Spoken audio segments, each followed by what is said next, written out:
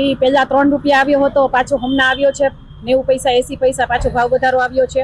અને આ મધ્યમ વર્ગને ઘણી બધી તકલીફ પડે છે। તેલમાં પણ ભાવ વધારો છે, પેટ્રોલમાં પણ ભાવ વધારો છે, અને રાંધણ ગેસમાં પણ ઘણો બધો ભાવ વધારો આવી ગયો છે। અને ચૂંટણીના બીજા દિવસથી ભાવ વધારો ચીકાઈ ગયો છે અને પબ્લિકને ઘણી બધી તકલીફ પડે છે। એમાં વધારે પબ્લિક આમ જનતા છે અને મધ્યમ વર્ગ છે એને વધારે તકલીફ પડે છે।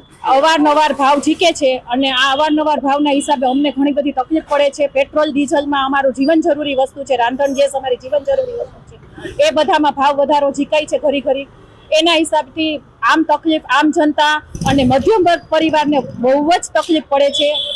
સરકારને એ અપીલ છે કે મહેરબાની કરી અને મધ્યમ વર્ગના ને ધ્યાનમાં લઈ અને જે કાંઈ કરે એ મધ્યમ વર્ગને ધ્યાનમાં લઈને કરવું જોઈએ।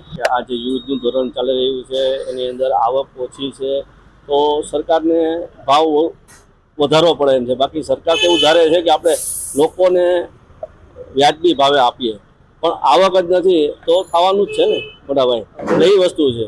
પણ બરાબર છે, બરાબર છે, ભાવ વધારો આવ્યો છે, પણ સરકાર આવે છે ને હવે પછી છે ને તમને ધીરે ધીરે કરી અને 5-10 રૂપિયા કરીને હાવ ઓછા ડાઉન કરી નાખશે ભાવ, જેથી આવક થશે તેવી।